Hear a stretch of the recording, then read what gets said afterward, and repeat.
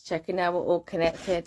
Hello everybody. All right, I've been meaning to do this video for time, and there's lots of videos that I've been meaning to do, but this is something that I really want to do because as much as you share information, I feel like maybe sometimes, you know, you offer small bits of information and that information is just kind of like taken in but goes out without any like additional thought onto it for most people.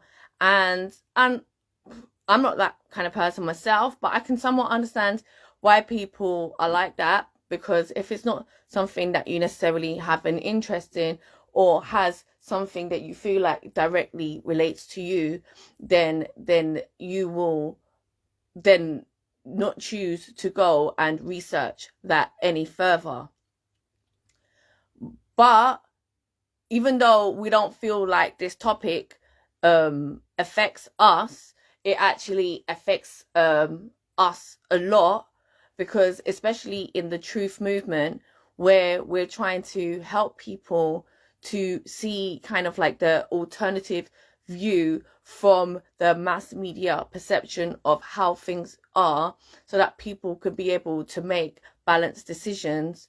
That the whole conspiracy around Satanism is really embroiled into that, and in fact that thing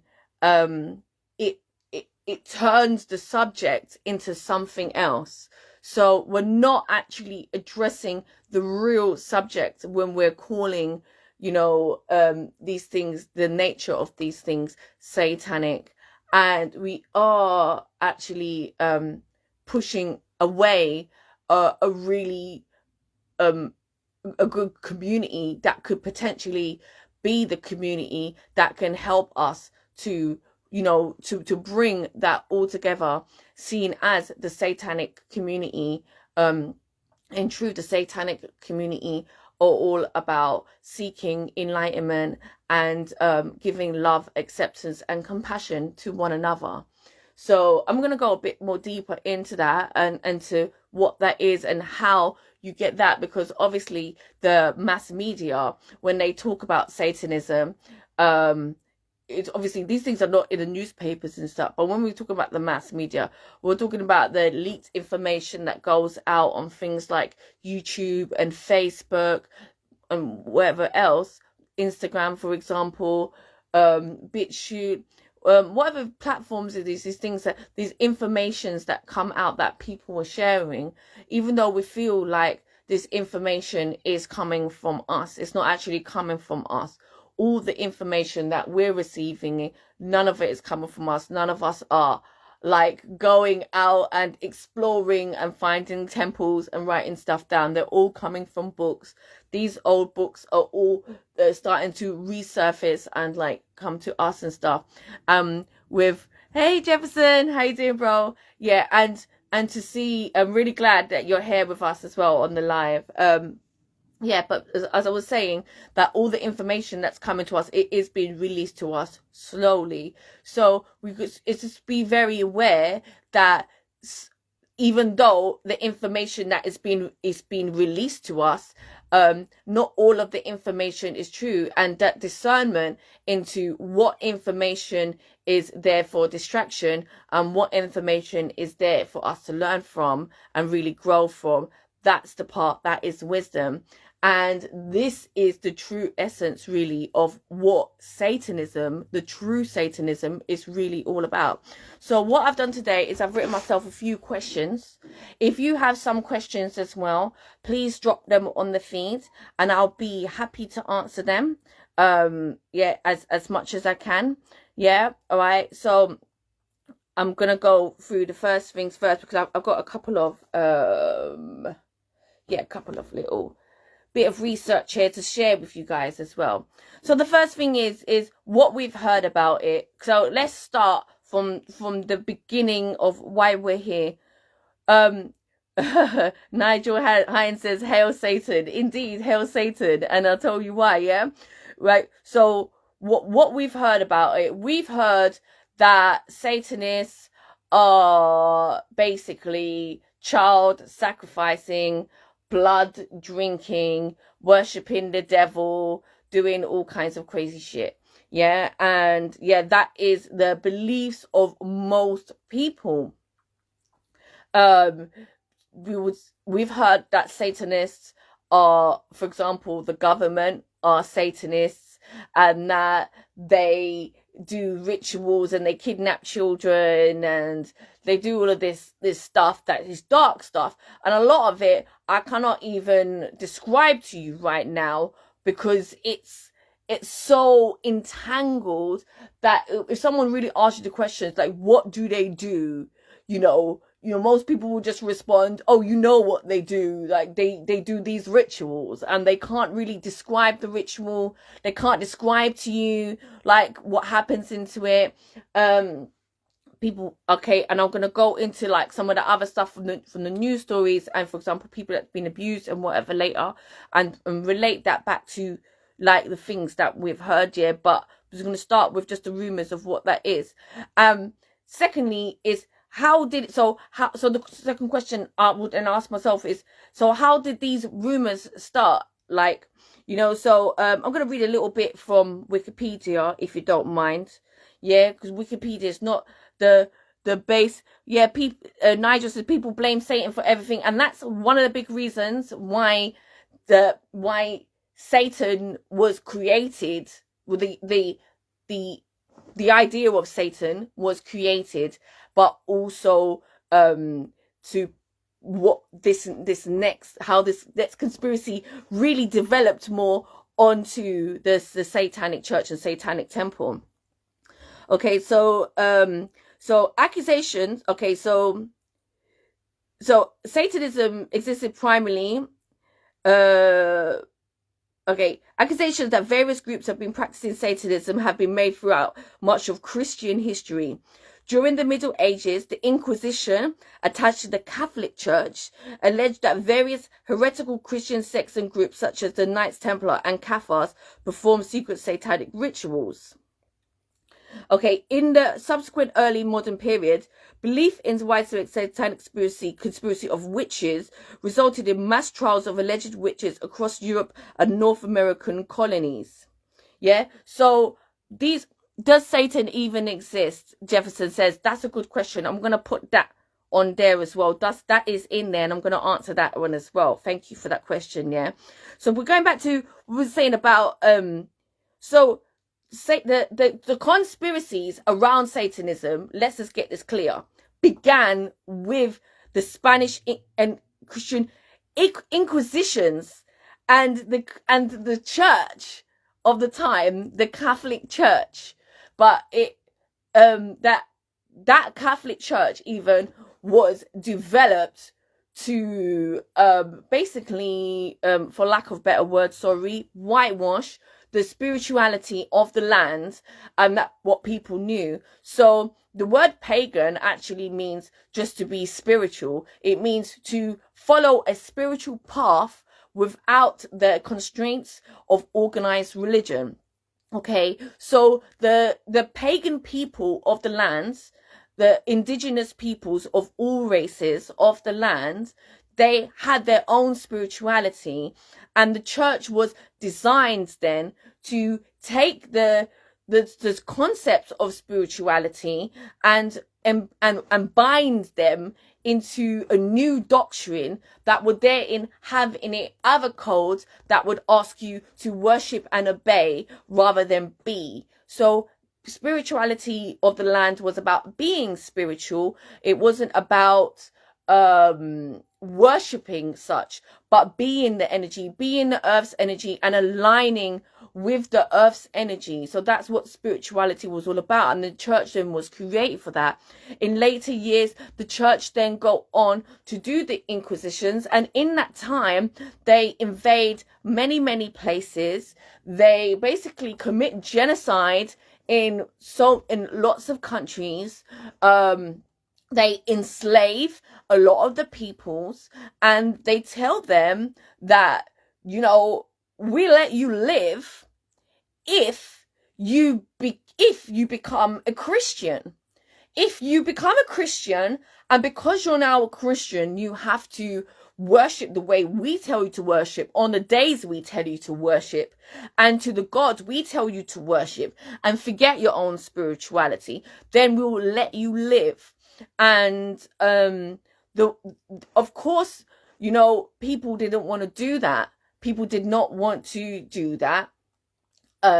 Those that did went on to continue to live in their cities.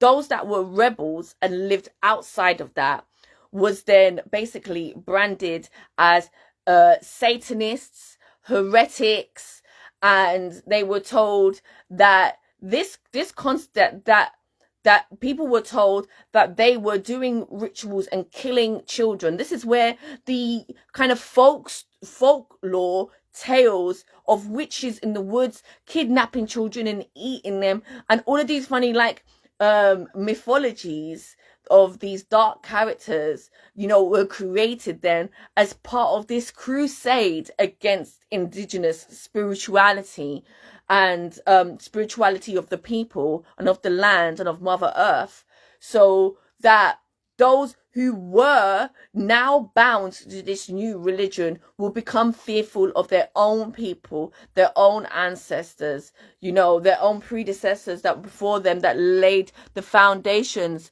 for them. So they started the Crusades and blamed Satan for the plagues in Europe. Exactly. So these plagues, a lot of them probably came around as imbalance from the imbalance on the land and all of the horrible stuff that was happening. I'm just going to scroll up and quickly just read some of these comments because these comments are good. Okay.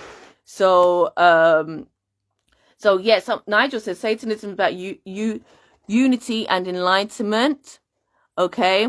And it says the church is responsible for all the misinformation. Exactly. So that was the question that we asked. So like, who's responsible for the rumors? The church was responsible for these rumors.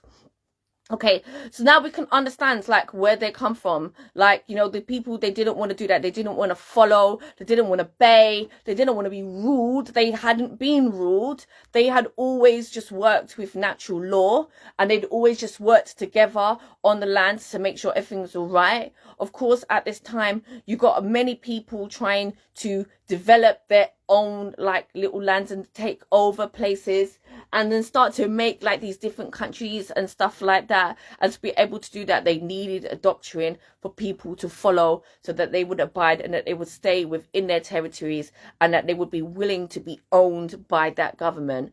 And that came with that religion. So you see, even though spirituality is like really important, it became then the weapon that was used against the people. Okay, so what is it really like? You know, this is the big question. Like, what is it really? A couple of us have touched on what it was, i.e. we read on the comments. Nigel says it's about enlightenment and it's about compassion and unity, and that is exactly it. So the Satanic Church itself is not actually something that is very old. It's something that's reasonably new, and it came about as a rebellion to the misinformation that was put onto the ordinary spiritual people.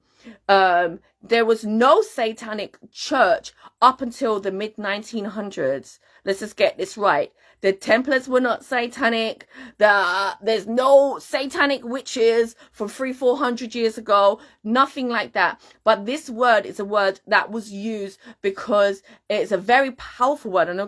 And Jefferson asked that question on does Satan exist? So Satan itself was a very powerful spiritual archetype that we know as Saturn, and it's very important for us to understand our Saturn placement and know about those tests and how that works for us, so we can become aligned on our journeys and we can grow from that.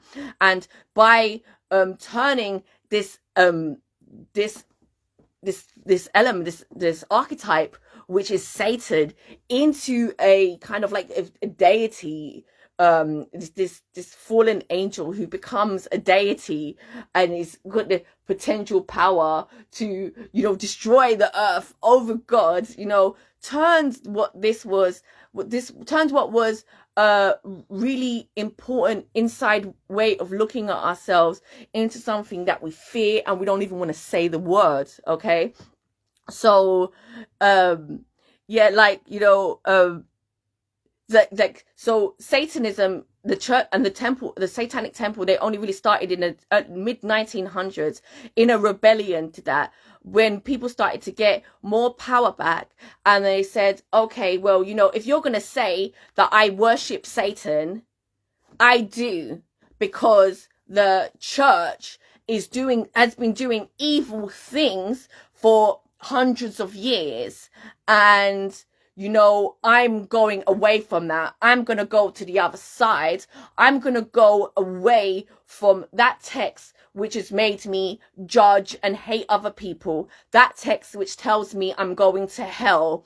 That text which tells me that, you know, I can slaughter things that I want in the name of God and stuff like that, you know. So, you know, that's why that was born. It was born as in a way to take back the power from that word and reclaim it, even in the Christian sense, and say, this deity which you created, this fallen angel which you've created, if you really look at it, if you deep it closely, that this is not the enemy. This is actually potentially the wise man who's bringing us that wisdom.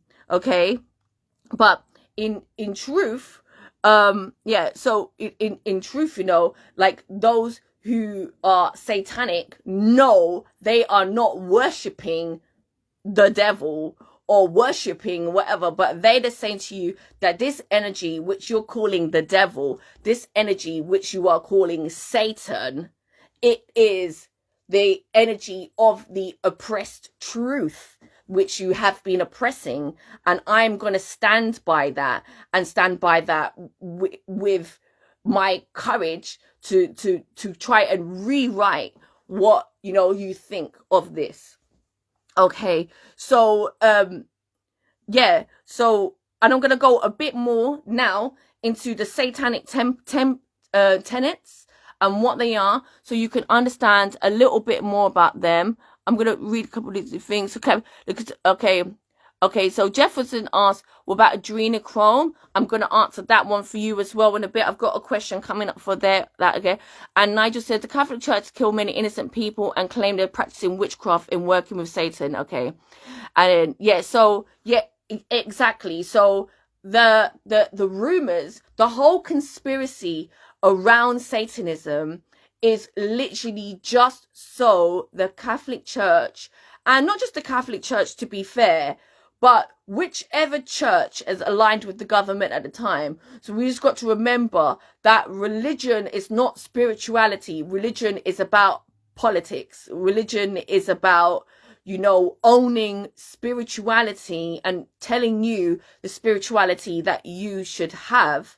And so whatever politics was happening at the time, those governors, they're the ones that, you know, was actually committing mass genocide on anyone who was a rebel to their code, and they just needed a good excuse to be able to do that. So of course you create the boogeyman, Father Satan, yeah, to cancel out, you know, all the shit that they've been doing. And Jefferson says, so basically every which is good has been inverted into badness. This is what I've been discovered. Yeah, so and a lot of the time as well, yeah, like similarly, bad things have been given this propaganda, and using religion have made to be feel like good things. So they get you so emotionally bound to these doctrines that we can say, I'm going to kill a whole race of people and say this is for God. And seemingly intelligent people, because their emotion is so bound to these doctrines, will then follow that and say, if this is the work of God, then this is what I'm following. Now, you know, the real in the real essence of spirituality, in following your heart and listening to Mother from within, you know, sometimes you are getting guidance and you feel like, you know, is this right? Is this wrong? And, you know, for the sake of the earth, for the sake of everything, you know, there is a level of acceptance that you need to have in that. But the acceptance that Mother asks from us is not to go out and be the hand of God, which is what religion asks us to do, is be the hand of God and condemn the judge, but allow Mother Nature and karma to work its way through life, so that those who are needing karma to come to them can have that karma come to them, so that they can learn and grow. Similarly with the earth and all things. Okay, right. So yeah, so gonna keep going on now. So the next question I'll ask: why doesn't a Satanist do this video? And I'll tell you why. Yeah, because basically, like in Satanism, Jefferson says we're all spirit first, and I agree. Yeah, we're all spirit first. Yeah. So why doesn't a Satanist do this video? There's not really like videos like of this out there, because the whole community in Satanism is not about teaching others. It's about coming together and like finding a place where you're accepted for your unique, authentic self without fear of condemnation from anyone.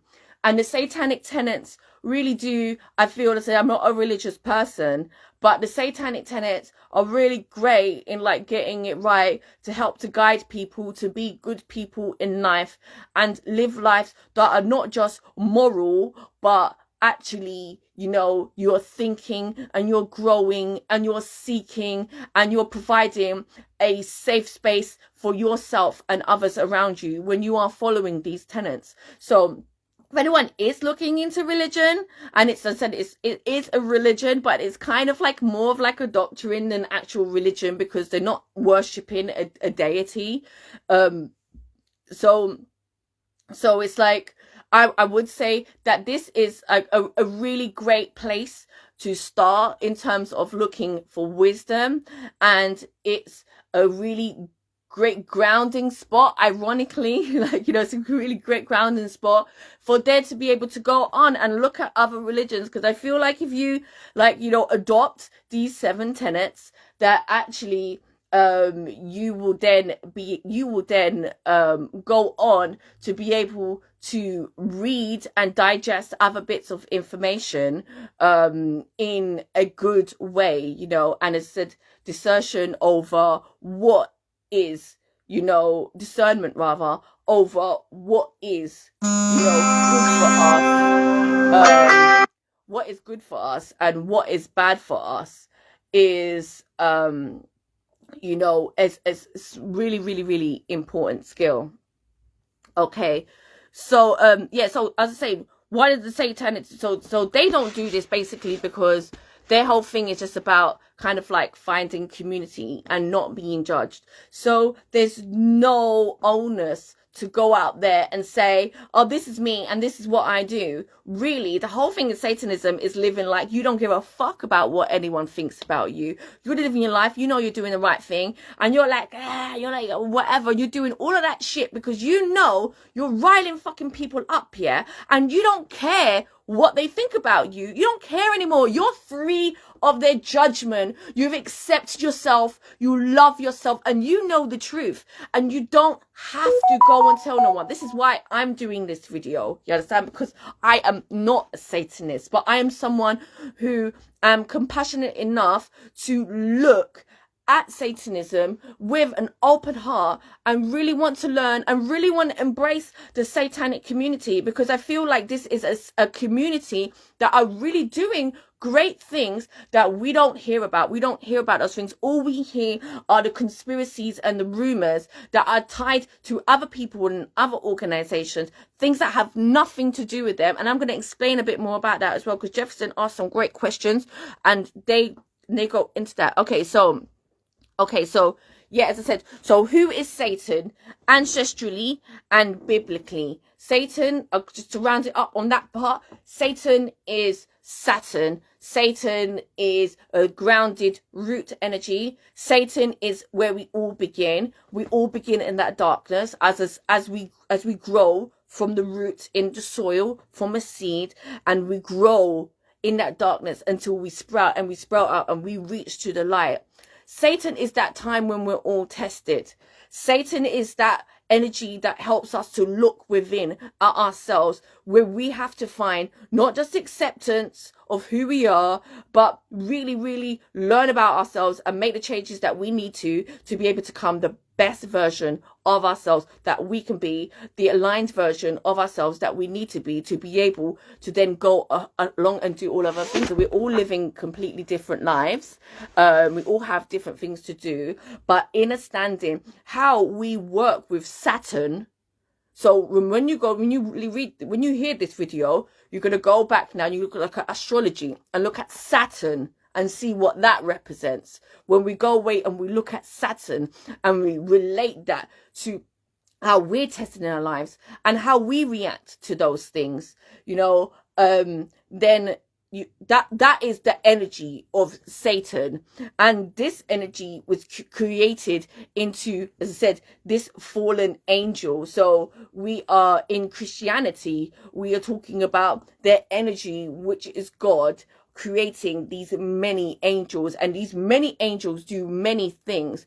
But the angel Satan, Lucifer, that energy, what that does is it tells the truth. And amongst all of these energies, whilst everything is happening, this energy is watching it all, saying, this is bullshit. This is not right. And that's that rebel spirit. All of these truthers are out there, and you are Satan. You are the spirit of Satan. Yeah, you are that rebel energy. Okay. This energy, for being a rebel, gets cast out. Do you understand? Gets cast away. Yeah. From these other energies. Not just as a punishment, yes, seemingly as a punishment, but in that time, this satanic energy is being tested and learning to grow and becoming, a force powerful enough, in fact, to help to, let's say, transmute all other dark energy. So remember this year, energy is both light and dark. So in this story, God in the heavens and all his other angels, they are on top of this light shit. They're doing all the light stuff. And there's nothing looking after this dark energy. But all life, as I said, begins in that dark. And yes, Nigel says Saturn energy is your dark side, your intuitive side. So this satanic energy is basically the mother goddess. It's the root of all thing that's helping to transmute all our pain, all our troubles, all our tests, and help us to transmute that and deal with it. And I'm looking for the word, but to hold it, to capture it as sorts, so that we can actually have control of it. And that it's just not wildfire just burning us. As I say, it's burning us. So, we always talk about hell being of fire. There's many, like sulfur, for example, it's about transmutation. So all of these things that are around being satanic, it's all about transmutation of dark energy and helping to look after ourselves when we need it most, and turn those moments into healing moments instead of moments that actually hurt us. So without that energy, we are in pain. It is that energy that helps us to be able to pass through this pain in a conscious manner. And this is why, in the time that we're in, because we've had these conspiracies around this archetype, which is Satan,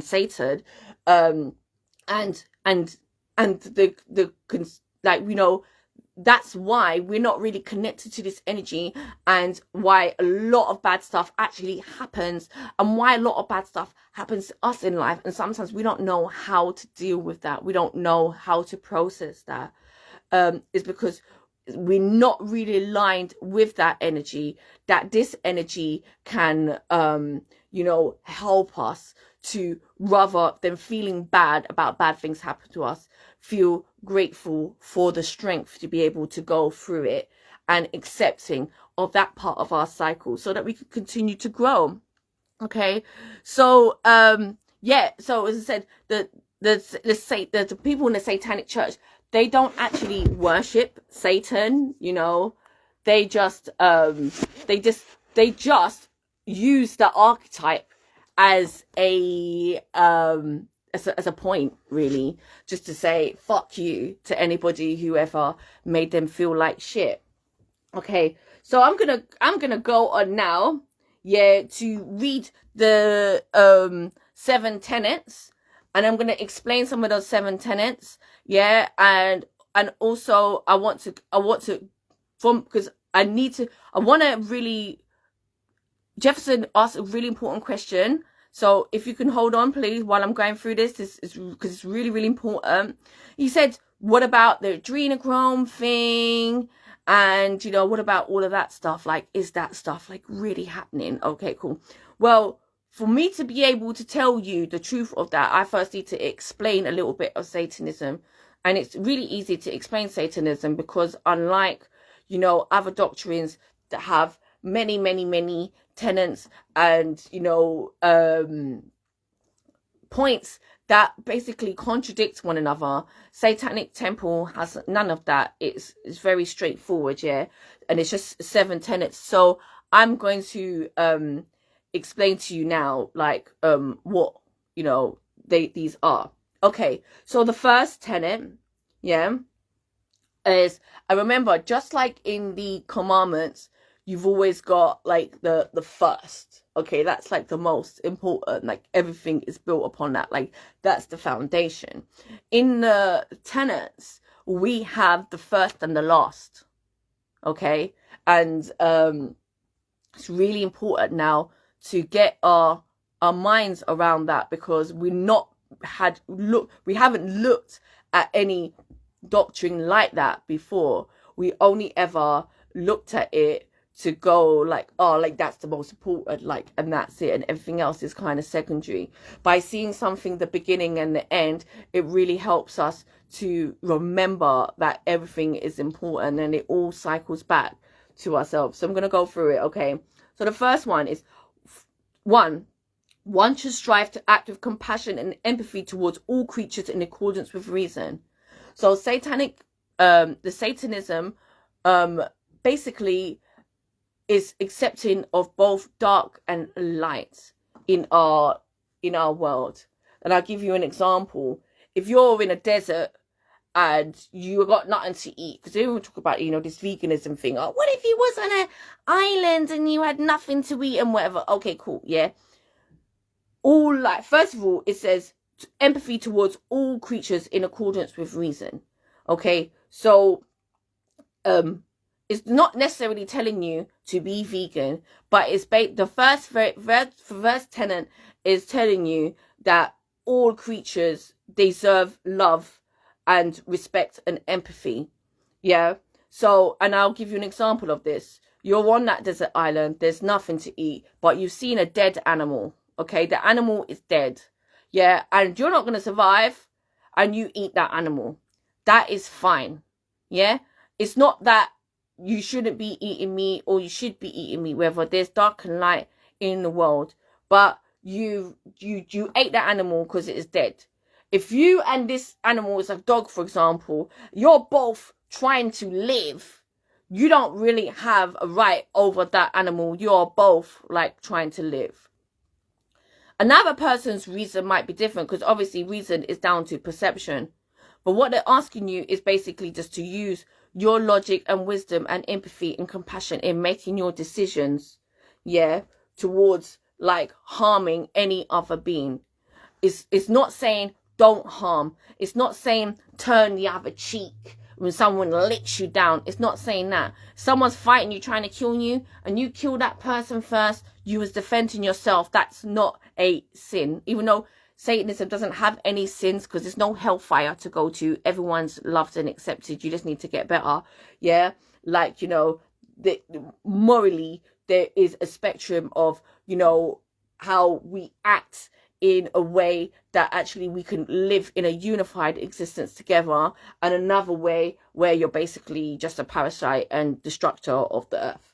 Okay, so living with empathy and compassion towards all creatures. Yeah.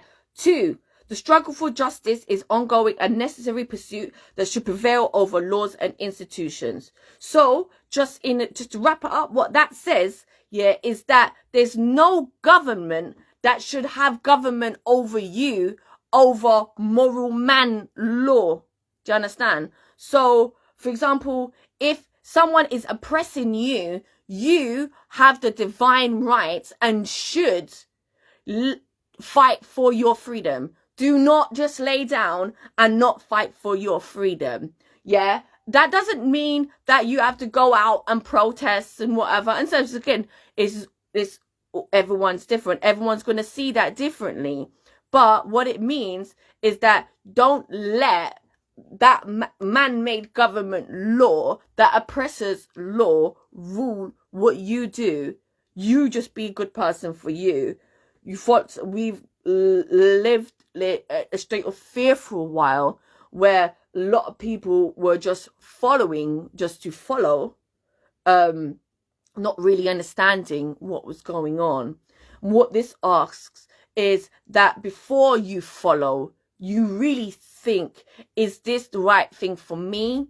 Is this the right thing for us? Is this morally right? And make your own decisions. You have autonomy over yourself and you govern yourself. And that moves on to the 3rd tenet now. The 3rd tenet is one's body is inviolable, subject to one's own will alone. That means you may not harm others within reason, of course. But if you decide to do something to yourself, that is your business, okay? You're not to be judged for doing something to yourself, okay? Everyone's got a different opinion on what is right for us and right for our body, okay? We are only here to advise others as to what we feel works. And that thing might be something that works for us, but doesn't work for them. The Satanic tenet clearly lays it out. Says one body is inviolable, subject to one's own will. That person needs to be able to have the authority to make the decision for themselves. So whatever it is, good or bad, they can learn and go through that. Okay. 4, the freedom of others should be respected, including the freedom to offend, to willfully and unjustly encroach upon others' freedoms of another is to forgo one's own. Okay, so when we talked before about your body, your choice, what you do with your body, okay, that goes to other things as well. If we want people to give us that, if we want people to tell us like what it is that, you know, if they want people to tell us, like, allow us to be who we want to be, we need to let them be who we want to be. And it's not just, oh, I let you be this because I agree with that. It's you could be whatever you want to be, I be whatever I want to be. If your opinion offends me, as long as it's not harming me, as long as your opinion is not an institutional barrier to my own progress, you are entitled to your opinion. So now in this age where we are starting to learn to accept others for who they are, this is where the Satanic Temple are really like, okay, we want you to be exactly who you are, but for you to be who you are, you also need to practice what you preach as well, and you need to let other people be who they want to be. So their opinions, you might not like them. They might even make you feel bad. They have a right to those opinions still, and you have a right not to listen to them. You have to use this satanic principle of being tested and rise above that pain and that test of that to be able to be strong within yourself without listening to the horrible words of others and what they think of you. As long as you know in your heart you're doing the right thing, you should not be listening to anyone else's feelings. That includes if someone doesn't think you're pretty, or they think you're too slim or too fat, or whatever it is that they're looking on you and they decide that they don't like it. That's their opinion, and they're actually allowed to have that opinion. You don't have to accept their energy.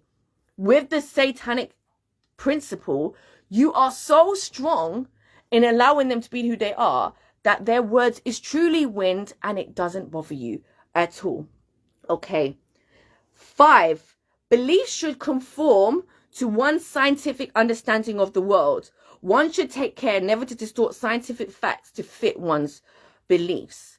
So this is funny because a lot of scientific facts have actually been contorted to fit, certain beliefs. We're not going to go into what those are right now, but what this is basically saying is kind of like a ongoing from the number 2, which was don't just follow which other government, whatever they're saying to you, is when given these religious beliefs, these spiritual beliefs, really find the truth in them, research them, find where elements lie. Don't just believe things blindly.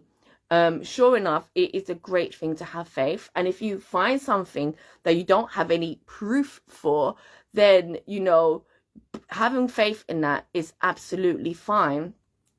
But when you see things and you feel things for your own eyes, you should change your mind and not just keep following blindly because you're too scared to stop believing in that doctrine, which is what religious doctrine does. It says, oh yeah, I know that over there is that, but we say it's this, and if you don't believe us, then you go to hell. So this is a real kind of releasing of that there is no hell to go to. You are free to change your mind and have your own spiritual journey and own spiritual beliefs based on the facts and knowledge that you've gained from your own personal experience. Okay? 6, people are fallible. If one makes a mistake, one should do one's best to rectify it and resolve any harm that might be caused. Okay, which basically means nobody's perfect and no one is expected to be perfect either, and don't expect anyone to be perfect. All right, don't expect anyone to be perfect. Also, in that we're not expecting others to be perfect. We are saying to them that it's okay if they make a mistake. You're following everything. You're trying to do right. You're trying to live a moral life. You're trying to do the right things. But everybody, there's no one out there, definitely not me. There's no one out there that's perfect. We all have days where we act shitty to other people, or we don't do the best things for ourselves, or we make terrible decisions at times.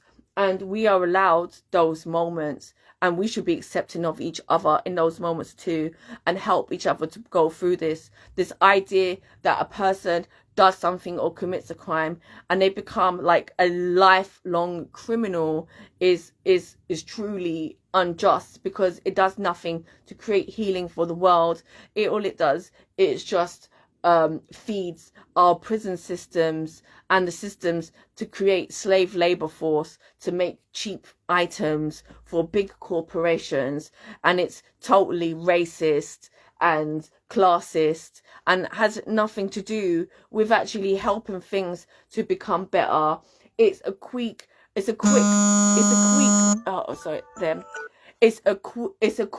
cheap way of brushing problems under the carpet to satiate people's bloodthirst for punishment from people that we have learned, we have been trained through hundreds of years of the church condemning and burning people and torturing people and doing all sorts of crazy things to people in our faces.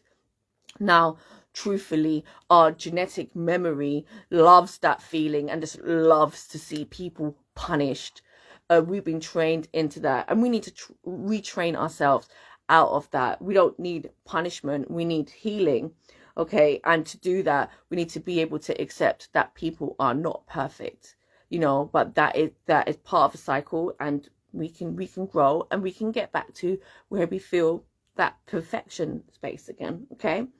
7, every tenet is and this is really good one. As I said, it starts from beginning and to end. Every tenet is a guiding principle designed to acquire nobility in action and thought. The spirit of compassion, wisdom, and justice should always prevail over the written or spoken word. Okay, so basically that's just to say, even though this is a doctrine, and that even though that these are tenets here, you know, this is not like it. This is not it. Like, you know, if there is something that you've learned, even in this space, and it encroaches on your ability to be loving and compassionate, to think and use your mind and discern the right information to truthfully bring healing to the world, not just punishment, like, you know, make your own way, make your own tenet in that moment, you know, and that is just compassion. Just like, and funny enough, I can really relate to this, because that's why I always say, is it compassionate? Is it loving? And you have to weigh up all the things, of course, and there's no right or wrong answer. It's just your heart, whatever you think is best. And in truthfully, it's funny because I learned this from watching the program Lucifer. And in the program, you know, the people that go to hell, they don't go to hell and burn in fire. They go to hell, and the punishment is just living through the things that they feel most guilty about.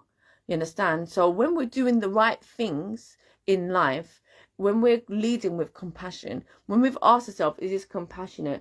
We truly was in that moment trying to do something for good, and we wasn't necessarily committing a sin. And like in our hearts, like, you know, we knew what that was, you know, and you know, sometimes when you're following something and like people saying, oh, we have to do it for the right reason, it's for good, and you go and you do it, and you knew that it was bad, you know, that's where you have that guilt.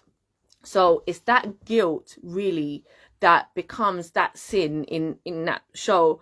And it's really that kind of like really opened my eye and showed me, like, you know, that the true hell and the morality lies where outside of innocence, outside where we didn't know, outside of ignorance. And like, you know, the ignorant are not really the guilty, they're just like the ignorant. It's those that learn and that have seen it and grow and understand it, and they still push it aside to continue to do those things. And that's what I say, in a time like this where everyone is talking about animal abuse and gender equality and, you know, inclusion for everybody to have their rights and stuff like that, and you know, race equality, for example, like, you know, in this time where we're learning about all of these things, to blindly to learn about it and then to push it aside are bringing elements of guilt to you. Do you understand? So that's what it's all about. So now I've read the 7 tenets, and you know, I would ask you, and this is a rhetorical question.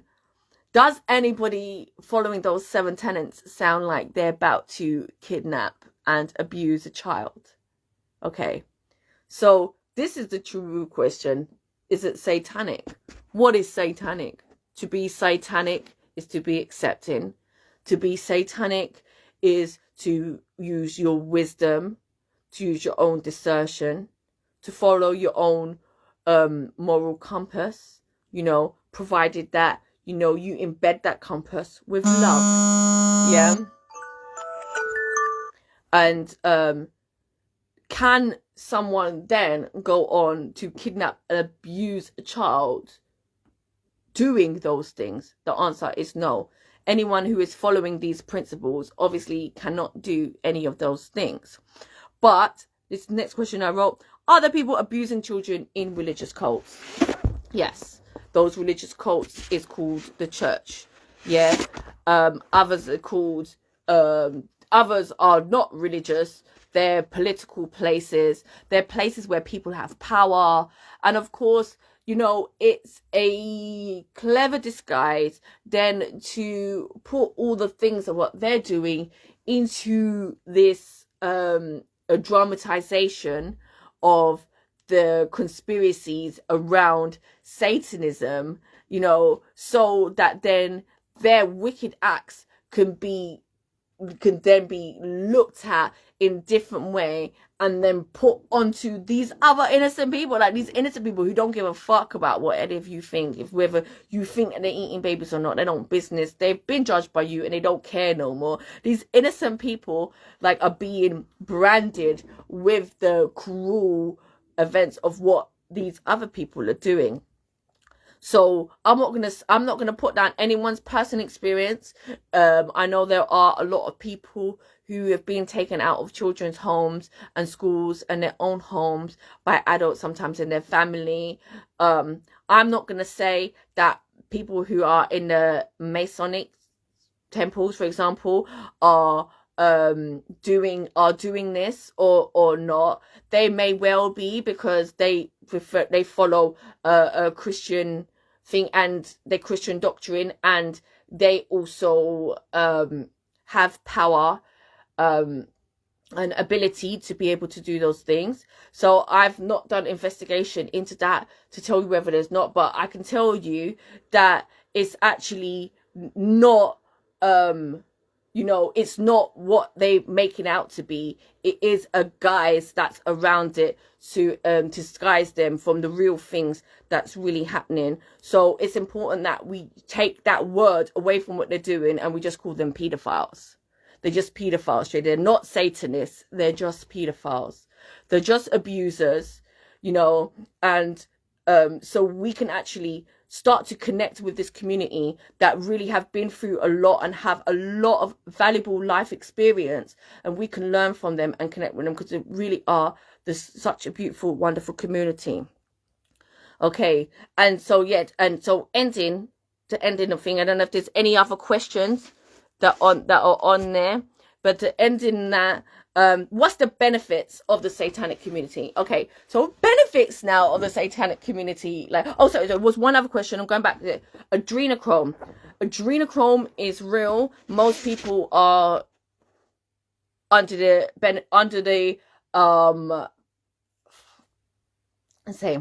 they're under the spell of adrenochrome because they eat meat, because they eat anything. Anytime you eat something that has been tortured, you are taking on its physical, spiritual energy within you, and that's changing you. And the stories that we've been told and heard about adrenochrome are mainly related to that. That's the biggest adrenochrome act that's happening in the world, that we actually torture innocent beings and then we eat those innocent beings.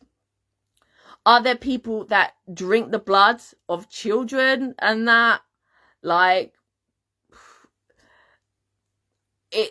it sounds far-fetched, but there are sciences in which people use blood, stem cells and things from children, whatever. And I know that there is a lot of evidence to say that people, especially indigenous peoples, are kidnapped and used for their blood. Again, nothing to do with religion, everything to do with power, money, greed, to want to live longer, and organizations that will do that secretly using methods, i.e. like abortion centers. Unfortunately, whether you agree with abortion or not, truth is that those fetuses, those babies, are then used, and blood and stem cells and cells from those fetuses are then used in into foods, drinks, cosmetics, all sorts of things to help people to look younger for longer. And this is where these the true vampiric you know, ways, what that really is, you know, that's the real version. So you've got the story of all the blood rituals. The real thing is that they actually taking a lot of material from us, whether it be from kidnapping people or from hospitals or places like planned pregnancy clinics, Planned Parenthood clinics, and they're using those materials to help them to look younger for longer. But again, those techniques are not techniques that really work for so long as the true pagan path into looking younger. Is just looking younger from within and not having to take any external thing to put onto your body.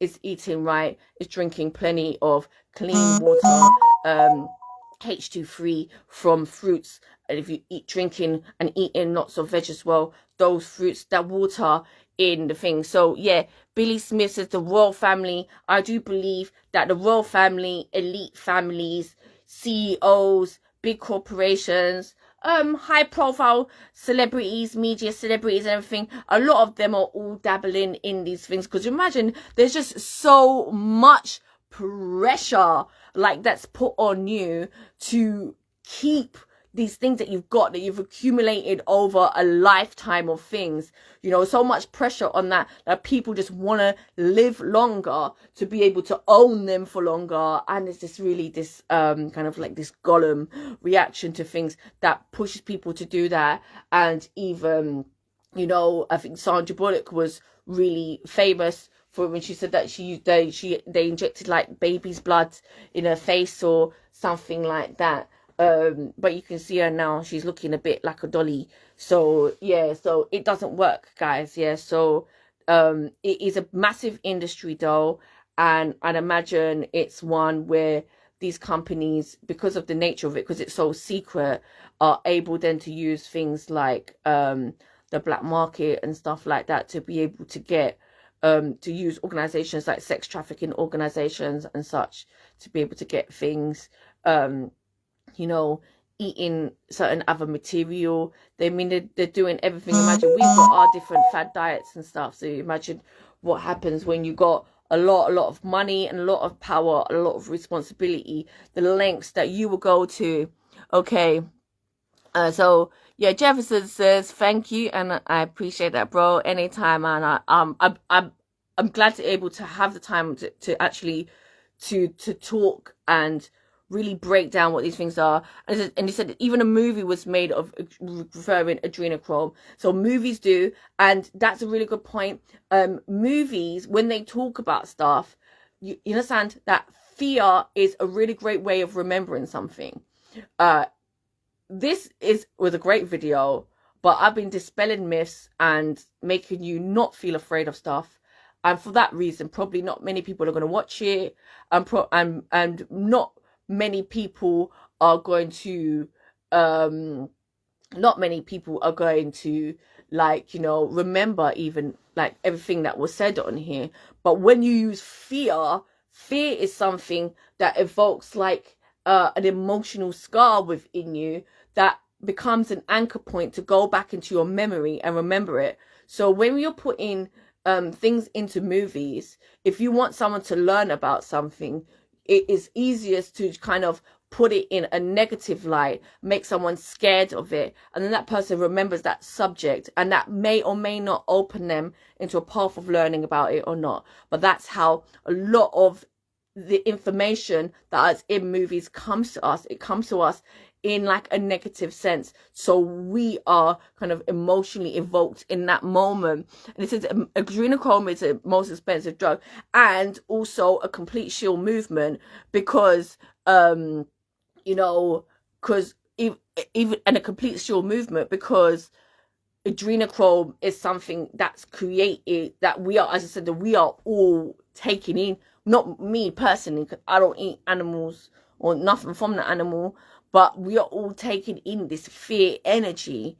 We're all digesting the muscle. If you imagine, like, you know, your muscles have memory. Like if you could be working out and like you stop working out and you go to work out again, and your muscles, they just remember, they just react and they go back, because they actually hold within them memory and they remember what they've done before. Okay, so also yeah, so So adrenochrome is something that is just like can be created, but probably sold as such to lead you off the scent of like what it really, really, really is. Okay, and okay, yeah, so yeah, lies in the news, truth in movies, absolutely.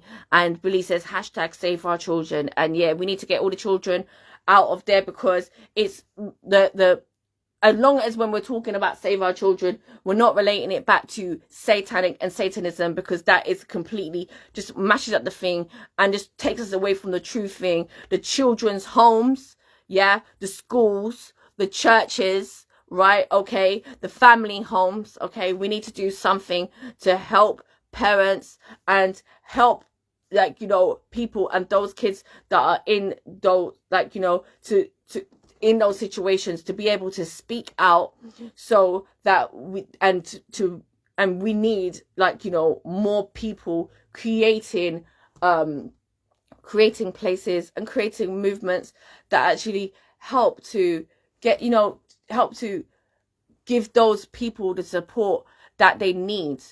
So yeah, and that's the real thing about like saving the children.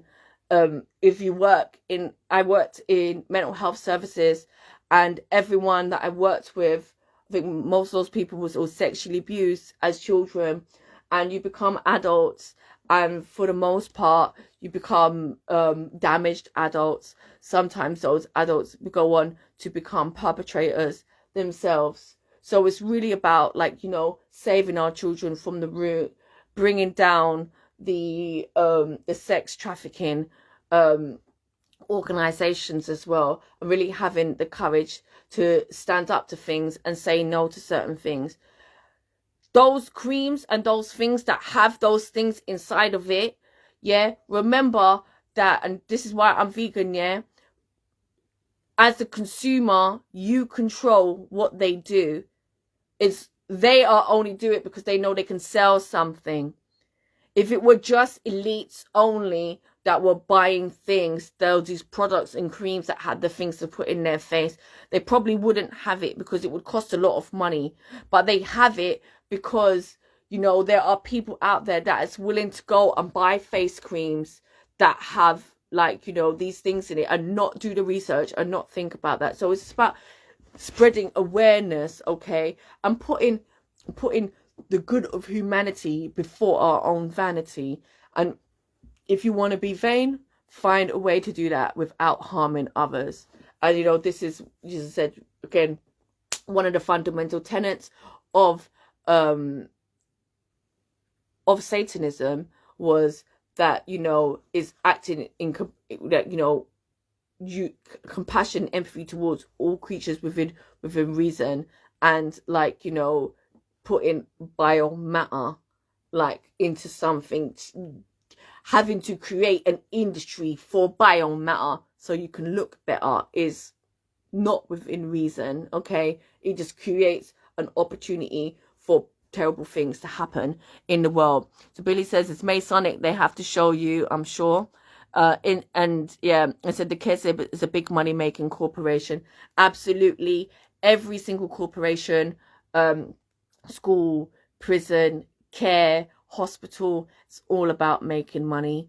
And this is why going back to natural law and learning how to help yourself, teaching others how to help ourselves is the real freedom movement. Boom! And on that was a great video. I'm really thank you all for joining me on that. It was some really great questions on the feed there. So I want to say a big shout out to everyone who asked questions. Billy, Jefferson, I think we had someone else as well, Nigel as well, gave us some really great questions as well. We got some love in there from Carlene too. So yeah, thank you all for being with me here on this feed. It's great. I'm going to post this to my other group as well, which is called Understanding the Mother Goddess. Yeah, and if you want to know more about, like, the pagan path and the kind of like ancestral way about you know, about living, you know, and living spiritually, then please join us on that page. It's called Inner Standing, the Mother Goddess. That's what I believe in myself, the Mother Goddess. All right, so thank you so much. Our Mother Goddess Baphomet, aka Serena, aka Amanarenas. Love to you all. Bye.